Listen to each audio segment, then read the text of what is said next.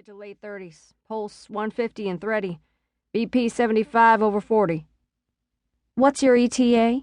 Kathy asked. 15 minutes, maybe 20. It's fucking snowing out here. Olivia stood up. Paul, I've got to go. She hung up the phone and raced to the treatment room. Call Jonathan, she said as she passed Kathy. Jonathan Kramer was not Olivia's favorite physician to work with, but he was the backup physician tonight, and he lived closest. He could be here in seconds. She was soaping her hands and wrists at the treatment room sink when Jonathan arrived. Gunshot, huh? He said as he rolled his shirt sleeves over his beefy forearms. We'll stabilize her and fly her up to Emerson. Olivia turned on the EKG monitor. We haven't even seen her yet. She's going to need a trauma unit. Olivia began setting up the intubation tray. Jonathan had last worked in a sleepy Louisiana hospital. Gunshot wounds were probably not his area of greatest confidence. He had been here a little over a year, the first physician hired by the new freestanding emergency room, the only emergency facility serving North Carolina's Outer Banks. She'd been told she'd be on an equal plane with him, with equal say in all decisions made.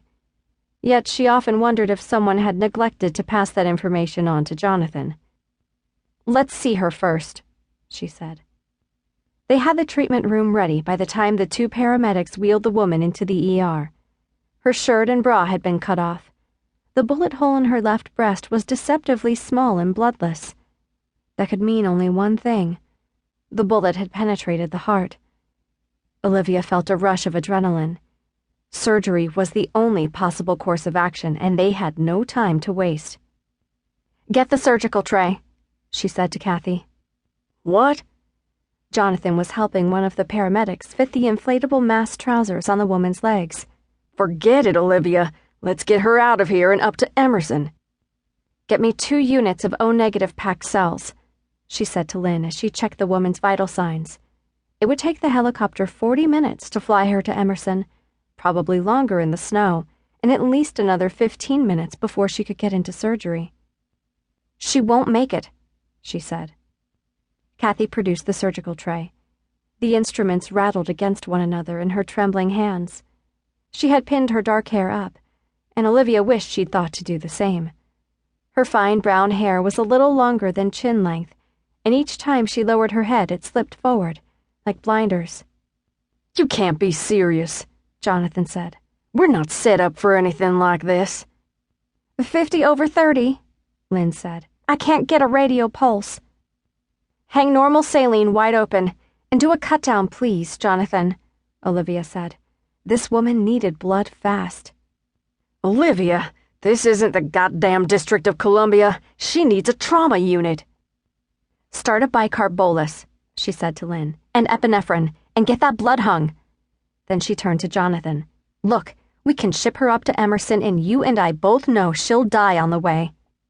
Working on her here might not be ideal, but it's the only chance she has. She turned back to the table and did the cut-down herself, slipping the scalpel into the blue vein in the woman's groin. She picked up the large bore needle. I can do it.